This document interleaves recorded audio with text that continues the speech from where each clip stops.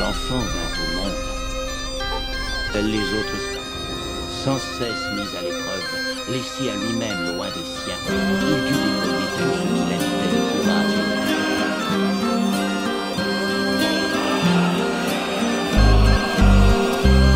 Le vent souffle sur les plaines de la Bretagne armoricaine. Je jette un dernier regard sur ma femme, mon fils et mon domaine. Hakim, le fils du forgeron, est venu me chercher. Les druides ont décidé de mener le combat dans la vallée, là où tous nos ancêtres, de géants guerriers celtes, après de grandes batailles, se sont imposés en maîtres. C'est l'heure maintenant de défendre notre terre contre une armée de cimériens prête à croiser le fer. Toute la tribu s'est réunie autour de grands menhirs pour invoquer les dieux afin qu'elle puisse nous bénir. Après cette prière avec mes frères sans faire état de zèle, les chefs nous ont donné à tous des gorgées d'hydromel. Pour le courage, pour pas qu'il y ait de faille, pour rester grand et fier quand nous serons dans la bataille. Car c'est la première fois pour moi que je pars au combat, et j'espère être digne de la tribu de Dana.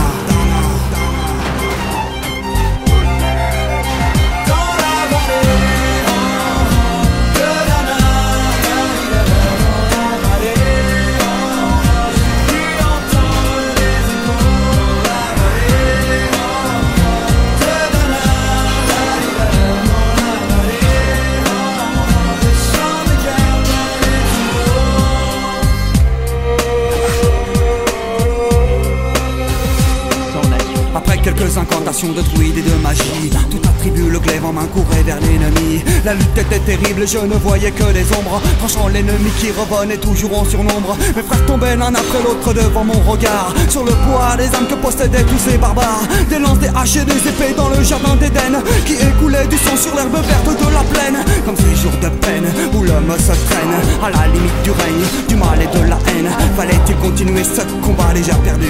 Mais telle était la fierté de toute la tribu. La lutte a continué comme ça jusqu'au soleil couchant. De férocité extrême en plus d'acharnement, fallait défendre la terre de nos ancêtres enterrés là, et pour toutes les lois de la tribu de Dana.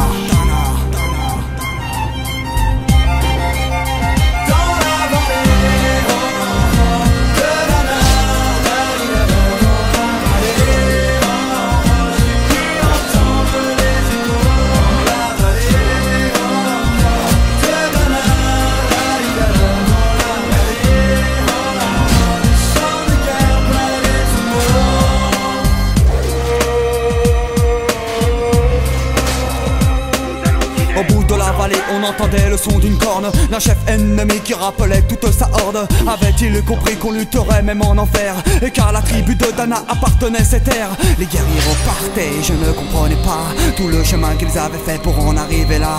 Quand mon regard se posa tout autour de moi, j'étais le seul debout de la tribu, voilà pourquoi mes doigts se sont écartés tout en lâchant mes armes, et le long de mes joues se sont mis à couler des larmes. Je n'ai jamais compris pourquoi les dieux m'ont épargné de ce jour noir de notre histoire que j'ai compté. Le vent souffle toujours sur la Bretagne armoricaine, et j'ai rejoint ma femme, mon fils et mon domaine. J'ai tout reconstruit de mes mains pour en arriver là. Je suis devenu roi de la tribu de Dana.